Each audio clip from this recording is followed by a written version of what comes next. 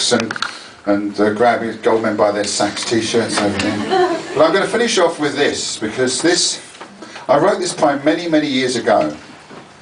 I wrote it in 1995.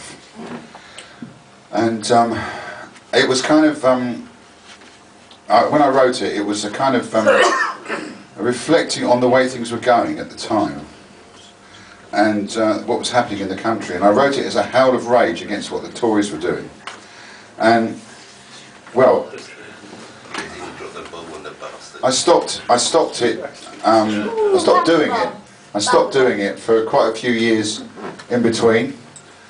I've started doing it again in the last couple of years. It's written in the style of one of my great poetic influences, and in many ways one of my great poetic mentor, the Sussex poet Hilaire Belloc, who wrote that wonderful book of cautionary tales for kids that my father actually used to read to me when I was little, and it's what started getting me interested. My father wrote poetry too, and he started getting me interested by reading me that.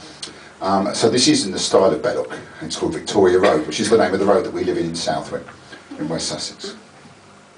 There was a time before the car, a better time, some say, by far, when Queen Victoria's sceptred arm kept all her subjects safe from harm, as long as they were rich, of course. And folk were flogged without remorse for being ill and being poor, and eating gruel and wanting more, and stealing sheep and bits of food, and worst of all, for being rude. And nicer folk there'd never been. Their lavatories were always clean, their well-scrubbed kitchens bright and neat, and table legs veiled and discreet.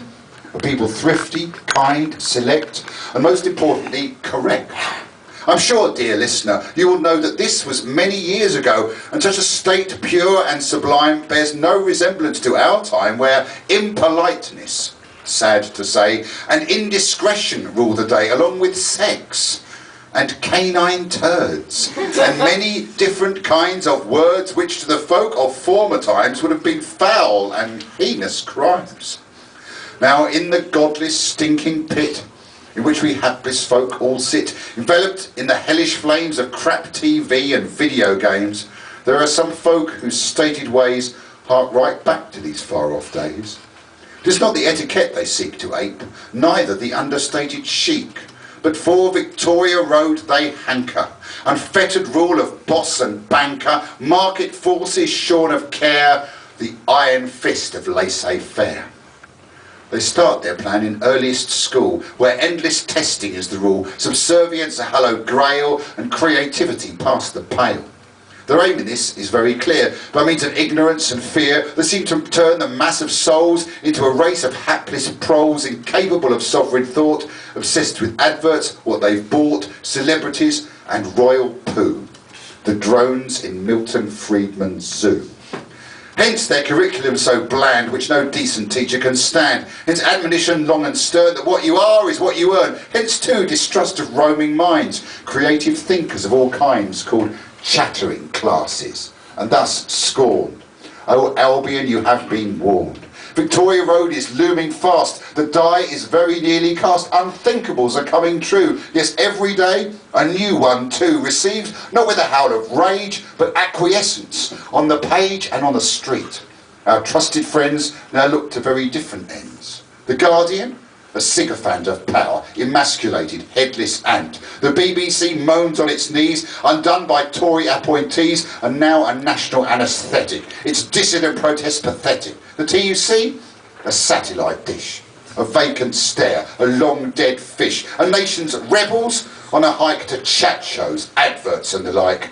A foul corruption stalks the land, and opposition is so bland that Coldplay's well-groomed pubic hair is communistic by compare.